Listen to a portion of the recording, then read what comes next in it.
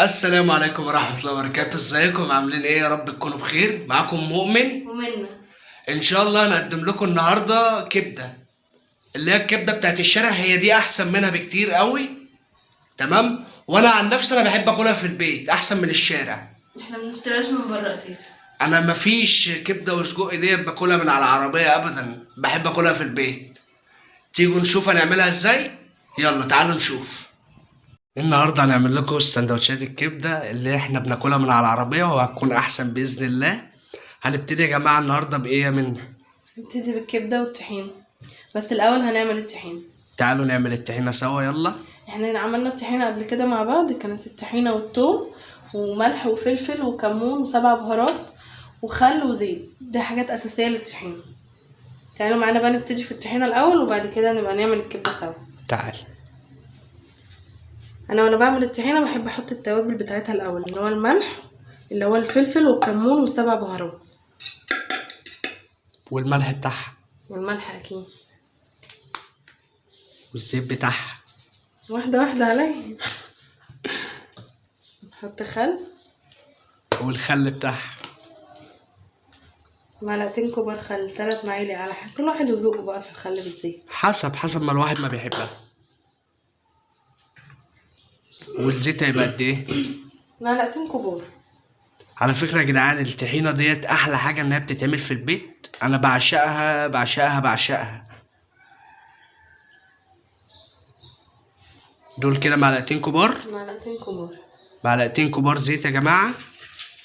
3 معالق كبار خل. وهي ابتدت ان هي تقلبها دلوقتي.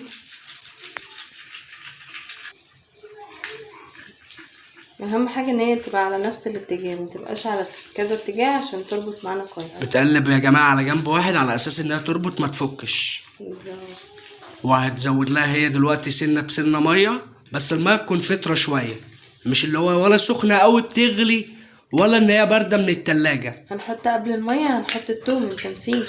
ماشي. دول يعتبر 3 فصوص توم كبار، احنا بنحب التوم في الطحينه. ده احلى حاجه في الاكل اللي هو التوم. في ناس ما بتحبش التوم خالص، بس هو صحي ومفيد للمعده. نحط الميه سنه بسنه على نفس الاتجاه برضو اللي بنقلب فيه.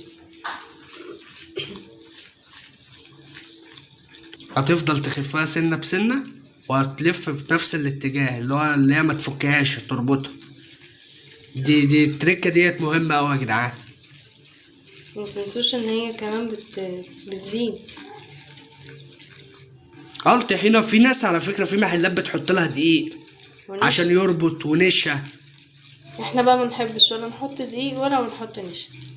تزود لها سنه بسنه لحد ما الطحينه كلها تدوب، وبتفضل تلفها في اتجاه واحد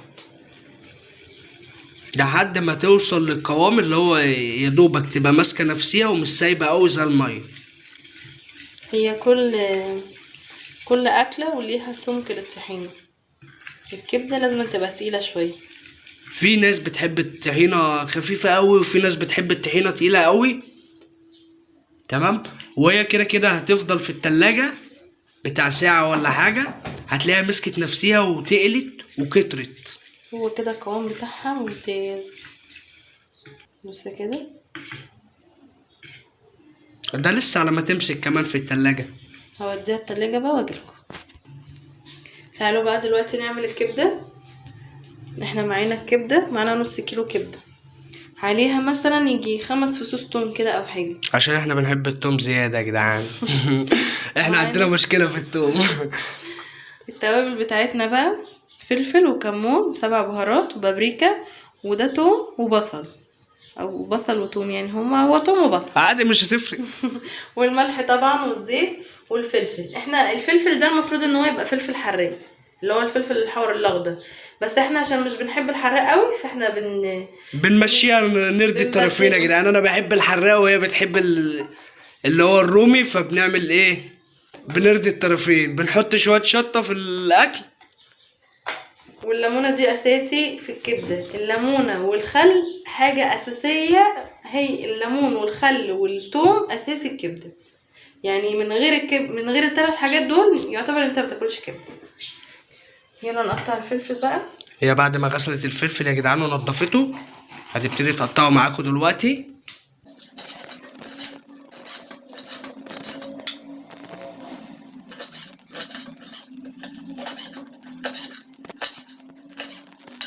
دي اول فلفلايه. نكمل بقيه الفلفل ونرجع لكم. وبعد ما قطعنا الفلفل يا جدعان رجعنا لكم. هنجهز بقى كده الخلطة اللي هي بتاعة التوم، اللي هي نص ليمونه. نص ليمونة دي واحدة عشان نحط الليمون ببذر يعني.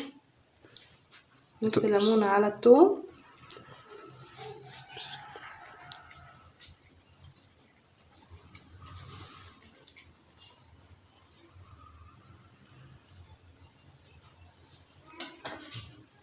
نحط معلقتين خل كبار،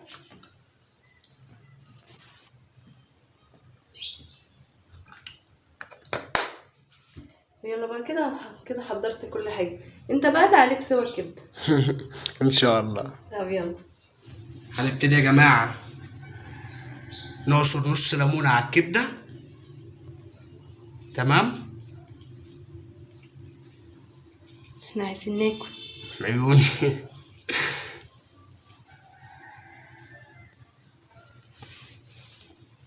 وهنقلبها كويس. طب يلا تعالوا بينا نخش عليه على البوتاجاز. نسوي الكبدة. دي طاسة يا جماعة، المفروض ان احنا بنسيبها تسخن على البوتاجاز شوية، وبعد كده بننزل بشوية زيت.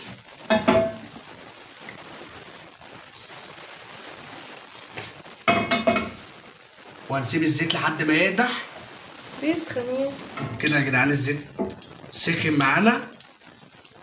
هنفضي بقى الكبده فيه. الكبده لما بتتفضى يا جدعان ما بنقعدش نقلب فيها، يا دوبك بتاخد تشويحه. بنوزع كده عشان احنا مش هنقلبها.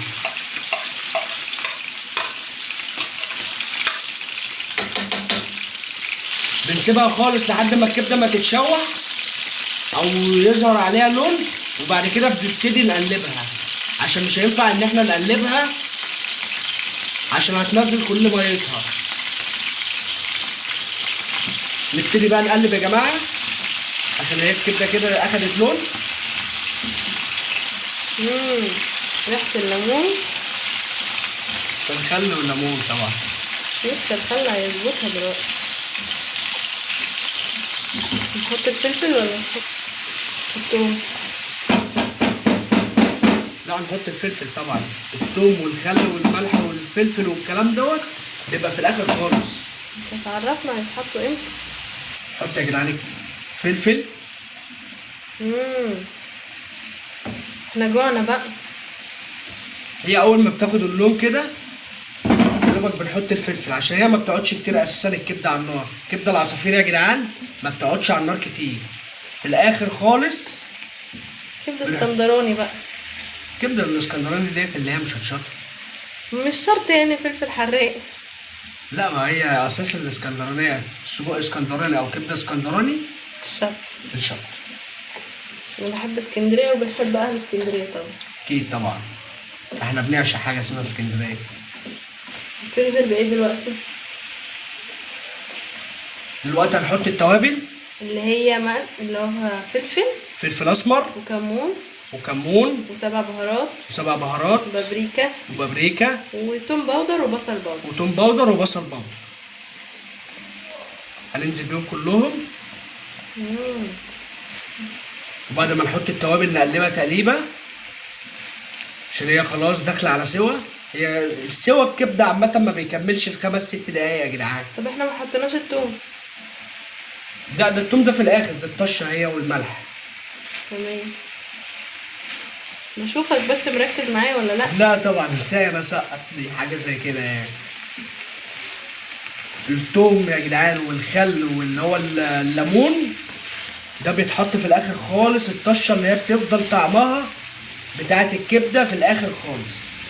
والكبده طبعا. والكبده يا جدعان ما بتحبش لا والملح طبعا. والكبده يا جدعان ما بتحبش التوابل الكتير عشان ما تغيرش طعمها. يعني اكتر من فلفل وكمون وملح وتوم اللي احنا بنستخدمه اساسا فيها. 7 بهارات دي اساسي. والسبع بهارات في اي حاجه فيها لحوم بنوطي يا دوبك سنه بقى عشان هي داخله على سوا.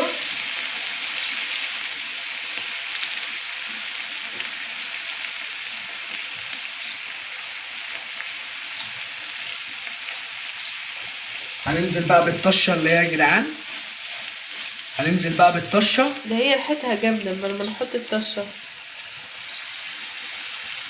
سامعين صوتها اول ما بتنزل بتعمل ايه؟ يا سلام. دي يا جدعان شفتوا طشه الملوخيه هي زيها بالظبط. ينفع ملوخيه من غير توم؟ لا طبعا. ينفع فته من غير توم وخل؟ لا طبعا. هي دي بتاعت الاكلات اللي هي زي كده. يبقى ما ينفعش الكبده من غير توم. اكيد طبعا. هي خلاص يعتبر استوت يا جدعان. هناكل امتى؟ انت جوعت انا عارف.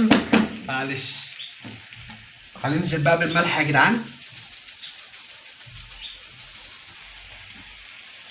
نزلنا بالملح والطشه خلاص، هي تقلبتين وكده الكبده يا جماعه خلصت معانا. هنبتدي بقى نقطع السندوتشات عشان هنحطها فيها ونحط عليها الطحينه. يلا. يلا. وهنقطع بقى الفينو يا جدعان زي المحلات، بتقطع بالعرض اللي هو من الوش كده. تمام. وبتقطع سمبوسه اللي هو كده.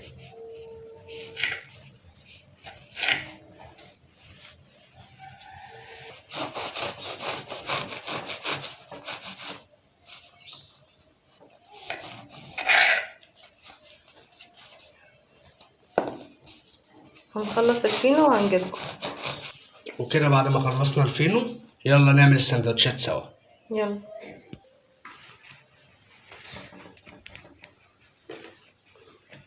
انت هتعمل لنا مطعم بقى. اكيد. هو دي الكبده بتاعتنا يا جماعه، شكلها لوحده يا لهوي على الحلاوه والجمال. ولا الريح. بس نجيب معلقه عشان مش هنعرف نستخدم البتاعه دي. اسمها ايه؟ سبيتيون. لحم. تعالوا نعمل كام نص مع بعضينا. ده اللي هو اسمه نص. ماشي. هنعمل الصوص كله وبعد كده نبقى نحط الطحينه في الاخر. بنفتح يا جدعان السندوتش كده ونحط فيه معلقه كبده، وادي النص التاني.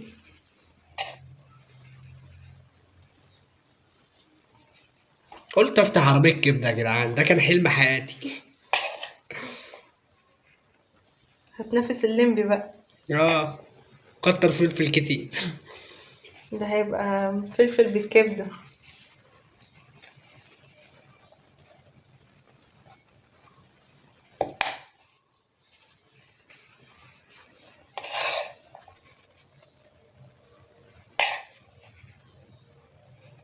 هتسلم ايدك بجد. على ايه بس؟ الف امل. ده الريحه بس دي لوحدها عامله حاجات غريبه. سيبيني في حالي والنبي.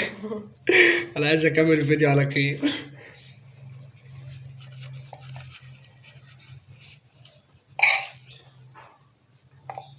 شكل التوم فيها ولا الفلفل؟ اهم حاجه ريحته وطعمه. لا ما تقوليش على الطعم. تدوقي؟ مش اول مره نعملها. صراحه انا بحب الكبده اللي انت بتعملها اكتر حاجه. ربنا يخليكي. انت مش اتعودتي بس تاكليها من ايدي. تسلم ايدك. الله يسلمك يا حبيبتي.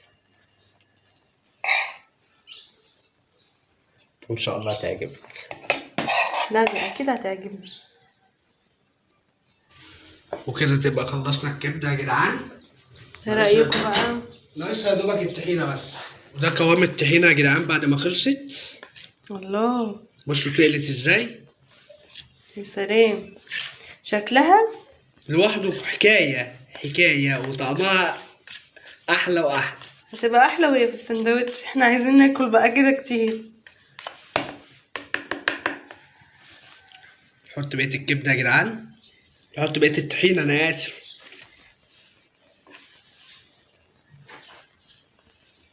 زود شويه كمان. كفايه هتفر عليك وانت بتاكلي. مش مهم. طماع. الطحينة الصراحة حتى الطمع في الطحينة. خرافة.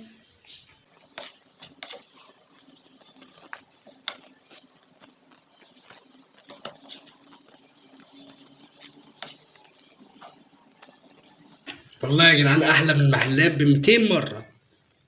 طبعا عشان انت اللي عاملها. ربنا يخليك يا حبيبتي. ودي الكبدة يا جدعان بعد ما خلصت، بصوا شكلها عامل ازاي. بصوا. سلام.